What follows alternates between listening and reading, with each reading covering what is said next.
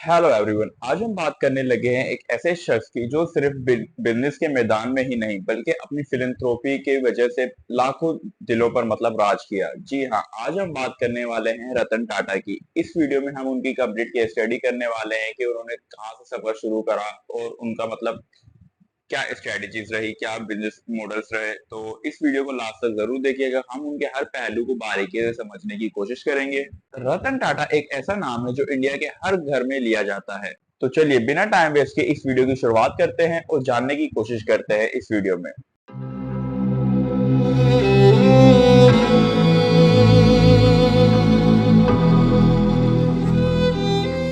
रतन टाटा 28 दिसंबर 1937 में मुंबई इंडिया में पैदा हुए थे। टाटा फैमिली का अहम हिस्सा।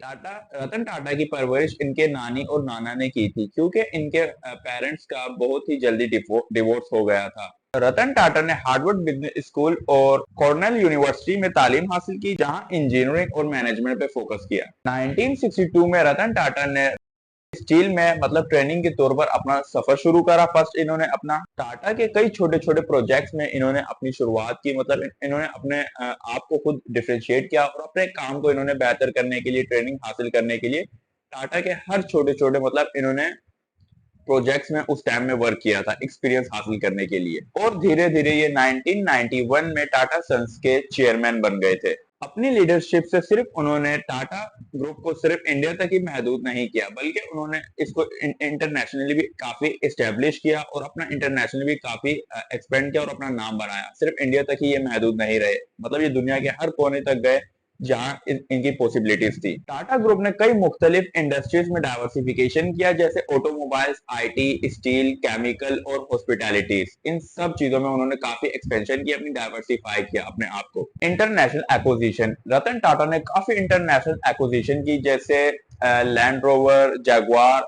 यूके और कोरस स्टील यूके। इन जैसी बड़ी एक्विजिशन इनकी लीडरशिप के टाइम में हुई। इनके टाइम में इन्होंने इतनी बड़ी एक्विजिशन की जब से ये चेयरमैन बने थे 1991 से। टाटा कंसल्टेंसी सर्विस को एक आईटी पावर हाउस बनाया और टाटा मोटर्स को दुनिया के सामने लाए, जैसे कि टाटा नैनो इनिशिएटिव्स के साथ। अब हम बात करते हैं टाटा नैनो की, जो इनके लिए बहुत ही एक रिस्क साबित हुआ इनके फील्ड में। Tata nano and risk taking. दुनिया की सबसे सस्ती कार। रतन टाटा ने टाटा नैनो की शुरुआत की और इसको 2008 में लॉन्च किया, लेकिन ये प्रोडक्शन और डिमांड के इशू की वजह से ये फेल हो गई थी। उनका ये बोल्ड स्टेप उनकी रिस्क टेकिंग एबिलिटी को दिखाता है। फेलियर के बावजूद रतन टाटा का ये डिसीजन एक डेयरिंग मूव था।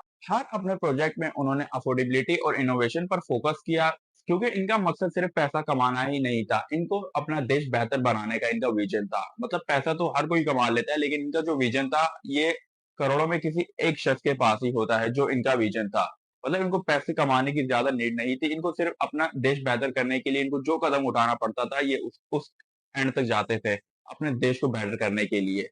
इनको पैसे कमाने का इतना इंटरेस्ट नहीं था जितना इनको अपना देश बेटर बनाने का था। और ये क्वालिटी हर इंसान में होना बहुत ही जरूरी है, जो रतन टाटा को फॉलो करता है। तो आपको पैसे पर फोकस नहीं करना, जैसे रतन टाटा का फोकस था पूरे कंट्री को बेटर करने के लिए, आपको भी वैसा ही फोकस होना चाहिए अपनी फील्ड में। रतन टाटा ने अपने बिजनेस के साथ फिलंथ्रोपी पे भी बहुत ही ज्यादा फोकस किया।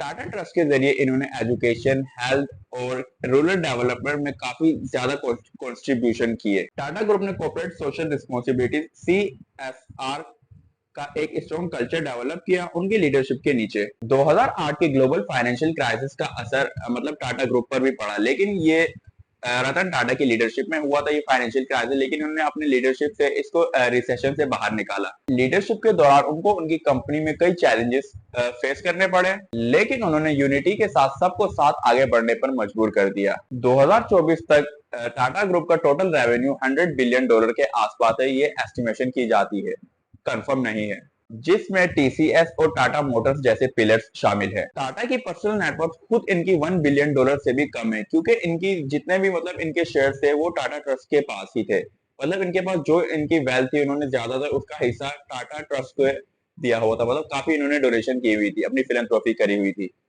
तो ये देख सकते हैं कि कैसे शख्स थे, इन्होंने अपनी वेल्थ का ज्यादा से ज्यादा हिस्सा इन्होंने डोनेट कर दिया था। और टाटा ग्रुप के पास अब तक ये एस्टिमेट किया जाता है कि 100 से 200 बिलियन डॉलर तक के आसपास इनके टोटल एसेट्स हैं। रतन टाटा की पर्सनल लाइफ बहुत ही सिंपल रही, मतलब ये बहुत ही सिंपल रहना पसंद करते थे। इतने मतलब दौलतमंद, इतने मतलब सक्सेसफुल होने के बावजूद भी इनमें बहुत ही सिंपलिसिटी थी। और वो मुंबई के कोलाबा में अपने मॉडेस्ट फ्लैट में रहा करते थे। वो कभी भी मतलब लग्जरी के पीछे नहीं भागे, मतलब इनका बहुत ही सिंपल रहते थे। कभी भी इन्होंने लग्जरी को अपना गोल या अपना विजन नहीं बनाया कि मुझे लग्जरी लाइफ जीनी है या ये सब चीजें करनी है। 2012 में रतन टाटा ने टाटा सन्स की मतलब चेयरमैन पोजीशन इन्होंने छोड़ दी, लेकिन 2016 में सेरस मिस्ट्री के कंट्रोवर्शियल एग्जिट के बाद एक बार फिर इंटेरियम चेयरमैन बने। अपने रिटायरमेंट के बाद उन्होंने कई मतलब बड़े बिजनेसेस को गाइड किया, उनके फाउंडर्स को, जैसे कि ओला हो गई और पेटीएम, इनके फाउंडर्स को उन्होंने काफी मतलब गाइड किया था अपने रिटायरमेंट होने के बावजूद भी। 9 अक्टूबर 2024 वो इस दुनिया को अलविदा कह गए थे, लेकिन उनकी ये लेगेसी मतलब हमेशा ही जिंदा रहेगी। पूरी दुनिया से उनको ट्रिब्यूट्स दिए गए। मुकेश अंबानी से लेकर आनंद महिंद्रा तक सब ने उनके लीडरशिप और फिलंथ्रोपी को सैल्यूट किया। एक ऐसे लीडर की कहानी जो दुनिया के लिए एक मिसाल बना, सिर्फ बिजनेस के लिए ही नहीं बल्कि इंसानियत के लिए भी। रतन टाटा का सफर सिर्फ एक बिजनेस एम्पायर बिल्ड करने का ही नहीं था, बल्कि एक ऐसा मिशन था जो दुनिया बेटर बनाने के लिए था। मतलब इनका सिर्फ मिशन ये नहीं था कि मुझे वेल्थ जनरेट करनी है, इनका विजन ये था कि दुनिया को कैसे बेटर बनाना है। तो इन्होंने इस पर ज्यादा फोकस करा, ना कि वेल्थ जनरेट करने पर। तो दोस्तों ये थी रतन टाटा की कहानी कि उनका सफर कहाँ से शुरू हुआ और कहाँ तक गया। तो दोस्तों उम्मीद करता हूँ कि ये इस वीडियो से आपको काफी इन्फॉर्मेशन मिली होगी रतन टाटा से। अगर ये वीडियो आपको अच्छी लगी तो इसको लाइक कीजिएगा। अगर आप चैनल पर न्यू है तो इसको सब्सक्राइब भी कर सकते हैं और मुझे आप कमेंट करके भी बता सकते हैं। तो जो जो रतन टाटा से मोहब्बत या प्यार करते हैं तो उसके लिए आप इस वीडियो को लाइक कीजिएगा। इसका हम टारगेट रखते हैं तकरीबन 10 के तक का लाइक्स। तो अगर इसको 10 के लाइक्स मिलेंगे तो मैं पहचान जाऊंगा कि रतन टाटा के आप काफी मतलब काफी अच्छे फॉलोवर्स हैं। तो मिलते हैं एक और नई वीडियो में, तब तक के लिए